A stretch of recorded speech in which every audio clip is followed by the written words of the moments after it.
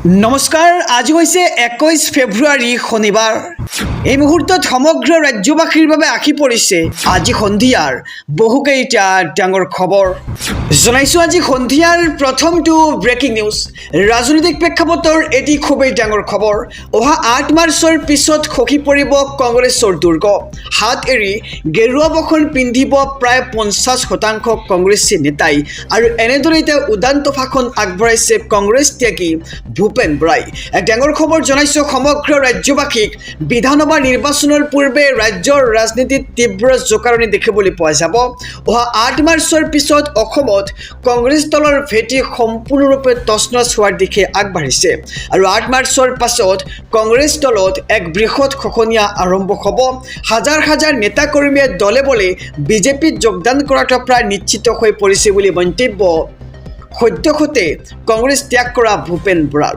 আৰু এই ভৱিষ্যতবাণী কৰিছে সদ্যহতে কংগ্ৰেছ ত্যাগ কৰা ভূপেন বৰাই আৰু প্ৰদেশ কংগ্ৰেছৰ প্ৰায় 50% লোকে বিজেপি দলত যোগদান কৰিব 8 মাৰ্চৰ পূৰ্বে আৰু এই খবৰৰ চৰ্চাই এতিয়া ৰাজনৈতিক মহল গৰম কৰি তুলিছে গৃহমন্ত্ৰী কইনাধাৰাত সাক্ষাৎ কৰি নিজৰ পৰৱৰ্তী পদক্ষেপৰ ইংগিত দিছে কংগ্ৰেছ ত্যাগী নেতা ভূপেন বৰাই আৰু জাতীয়তাবাদী মনোভাৱ থকা কোনো নেতা বৰ্তমানৰ এপিচিচি থাকিব নোৱাৰে আৰু ভূপেন বৰাৰ এই মন্তব্যৰ পিছতে এতিয়া তীব্ৰ প্ৰতিক্ৰিয়াৰ সৃষ্টি হৈছে সমগ্ৰ ৰাজ্যজুৰি বিধানসভা নিৰ্বাচনৰ পূৰ্বেই ৰাজ্যৰ ৰাজনীতিত তীব্ৰ জোকাৰণি দেখিবলৈ পোৱা যাব 8 মাৰ্চৰ পিছত অসমত কংগ্ৰেছ দলৰ ভেটি সম্পূৰ্ণৰূপে তছনছ হোৱাৰ দিশে আগবাঢ়িছে আৰু 8 মাৰ্চৰ পাছত কংগ্ৰেছত জনাইছো ৰাজনৈতিক প্ৰেক্ষাপটৰ আৰু এটি ডাঙৰ খবৰ 32 বছৰ বনাম 32 ঘণ্টা কংগ্ৰেছত অৱহেলিত আৰু বিজেপিত সন্মানিত ভূপেন বৰা আৰু ভূপেন বৰাৰ ভাষ্যই উদঙালে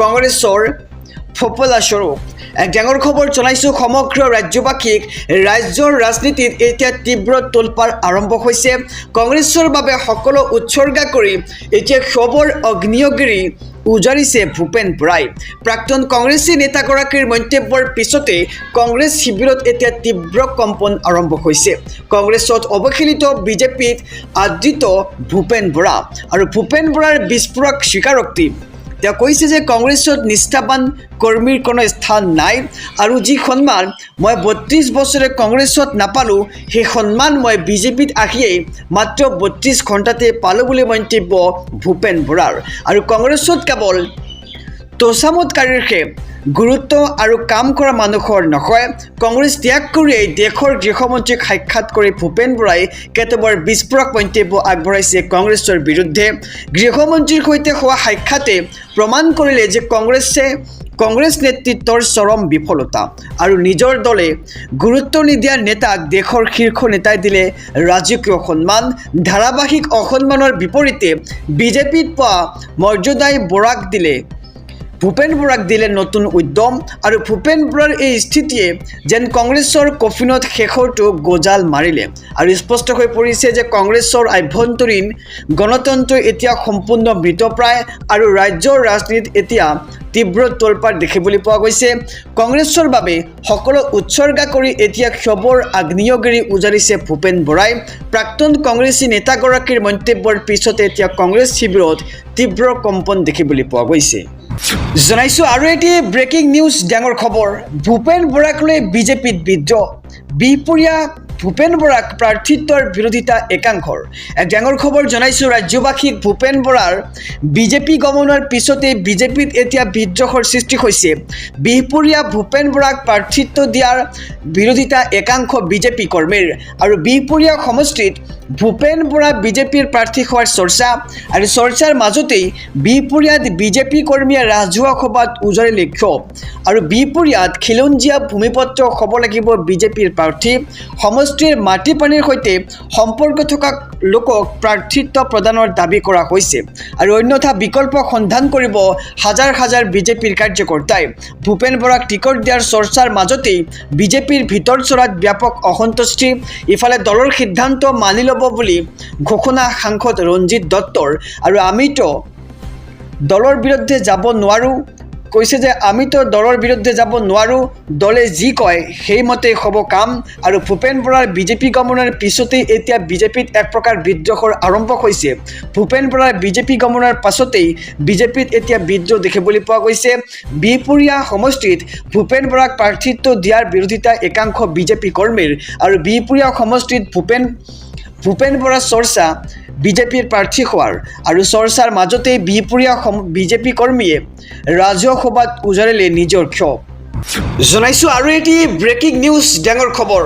হিমন্ত বিশ্ব শৰ্মাৰ বাবেই হতাশাত ভুগিছে এতিয়া দিলীপ শইকীয়া। এক ডাঙৰ খবৰ জনাইছোঁ, হিমন্ত বিশ্ব শৰ্মাৰ বাবেই হতাশাত ভুগিবলগীয়া হৈছে ৰাজ্যিক সভাপতি দিলীপ শইকীয়া। ৰাজ্যিক সভাপতি হ'লেও দিলীপ শইকীয়াৰ মতে দলত একো নচলে। প্ৰকৃত বিজেপিৰ মানুহক অৱজ্ঞা কৰি ব্যক্তিগত দললৈ ৰূপান্তৰিত কৰিছে বিজেপিক। প্ৰাক্তন বিজেপি নেতা এবাৰ ৰাজেন গোহাঁইৰ বিস্ফোৰণ দেখিবলৈ পোৱা গৈছে। হিমন্ত বিশ্ব শৰ্মাৰ ব্যৱহাৰতেই আমি দল এৰি আহিছিলোঁ। আৰু জুবিন গাৰ্গৰ লগত বিজেপিয়ে কি কৰিলে সেয়া ৰাইজে দেখিছে। সকলোবিলাকৰ হিচাপ বিজেপিক ২৬ৰ নিৰ্বাচনতেই দিব ৰাইজে। আৰু হিমন্ত বিশ্ব শৰ্মা বিজেপিত থকালৈকে বিজেপিৰ পতন নিশ্চিত বুলি মন্তব্য কৰিছে ৰাজেন গোহাঁইয়ে। আৰু তেওঁৰ ৫ বছৰীয়া শাসনকালত অতিষ্ঠ হৈছে জনতা। তেওঁক অসমৰ জনতাই কেতিয়াও বিশ্বাসত নলয়। হিমন্ত বিশ্ব শৰ্মাৰ বাবে এতিয়া হতাশাত ভুগিবলগীয়া হৈছে ৰাজ্যিক সভাপতি দিলীপ শইকীয়াও। জনাইছোঁ আৰু এটি ব্ৰেকিং নিউজ, ডাঙৰ খবৰ। কংগ্ৰেছে পাত্তাই নিদিলে অখিল গগৈক। অৱশেষত ভংগ হোৱাৰ দিশে এইবাৰ বিৰোধী ঐক্যৰ মিত্ৰতা। এক ডাঙৰ খবৰ জনাইছোঁ, সমাগত নিৰ্বাচন আৰু নিৰ্বাচনৰ পূৰ্বে এইবাৰ কংগ্ৰেছ আৰু ৰাইজৰ দলৰ মাজত এক হতাহতি দেখিবলৈ পোৱা গৈছে। কংগ্ৰেছৰ মুখলৈ বাট চাই অৱশেষত মুখ থেকেচা খালে অখিল গগৈয়ে। কংগ্ৰেছে পাত্তাই নিদিলে অখিল গগৈক। আৰু ৰাইজৰ দলক কংগ্ৰেছে নিদিয়ে বিচৰা ১৫টা ছিট আৰু ৰাইজৰ দলে বিচৰা ৪ ছিটহে দিয়ে কংগ্ৰেছে। কংগ্ৰেছেৰে হোৱা বৈঠকত অসন্তুষ্ট হৈছে এইবাৰ ৰাইজৰ দলৰ নেতা অখিল গগৈ। অৱশেষত ভংগ হোৱাৰ দিশে বিৰোধী ঐক্যৰ মিত্ৰতা। কংগ্ৰেছৰ মুখলৈ বাট চাই অৱশেষত মুখ থেকেচা খালে বিধায়ক অখিল গগৈয়ে। আৰু কংগ্ৰেছে পাত্তাই নিদিলে অখিল গগৈক। ৰাইজৰ দলক কংগ্ৰেছে নিদিয়ে বিচৰা ১৫খন ছিট আৰু ৰাইজৰ দলে বিচৰা কেৱল ৪খন ছিটহে দিব কংগ্ৰেছে। জনাইছোঁ আৰু এটি ব্ৰেকিং নিউজ, ডাঙৰ খবৰ। মিত্ৰ দলক আসন এৰি নিদিয়ে কংগ্ৰেছে। আকৰগছ স্থিতিলৈ এইবাৰ বিপদত পৰিছে গৌৰৱ গগৈ। এক ডাঙৰ খবৰ জনাইছোঁ, ৰাজনৈতিক প্ৰেক্ষাপটৰ সমগ্ৰ ৰাজ্যবাসীক কংগ্ৰেছৰ স্থিতিক লৈ এইবাৰ ক্ষুব্ধ হৈ পৰিছে অখিল গগৈ। মাত্ৰ ১৫খন আসনহে বিচাৰিছিল ৰাইজৰ দলে, কিন্তু এই ১৫খন আসনো এৰি নিদিয়ে এতিয়া কংগ্ৰেছে। ইয়াৰ পিছতে সামাজিক মাধ্যমত পোষ্ট দেখিবলৈ পোৱা গৈছে গৌৰৱ গগৈৰ। এৰাধৰাৰ মাজেৰে আসন বিতৰণৰ প্ৰক্ৰিয়া সম্পন্ন কৰিবলৈ গৌৰৱ গগৈয়ে জনাইছে আহ্বান। আৰু মিত্ৰ দলক আসন এৰি নিদিয়ে এইবাৰ কংগ্ৰেছে। আকৰগছ স্থিতিলৈ এইবাৰ বিপদত পৰিছে গৌৰৱ গগৈ। বিৰোধী ঐক্যক বিচৰা আসন এৰি দিবলৈ ৰাজি নহয় কংগ্ৰেছ। আৰু ইয়াৰ পিছতেই এতিয়া ভাঙন আহিছে বিৰোধী ঐক্যত। কংগ্ৰেছৰ স্থিতিক লৈ এইবাৰ ক্ষুব্ধ হৈ পৰিছে অখিল গগৈ। আৰু মাত্ৰ ৫০খন আসনহে বিচাৰিছিল ৰাইজৰ দলে, কিন্তু এই ৫০খন আসনো এৰি নিদিয়ে এতিয়া কংগ্ৰেছে।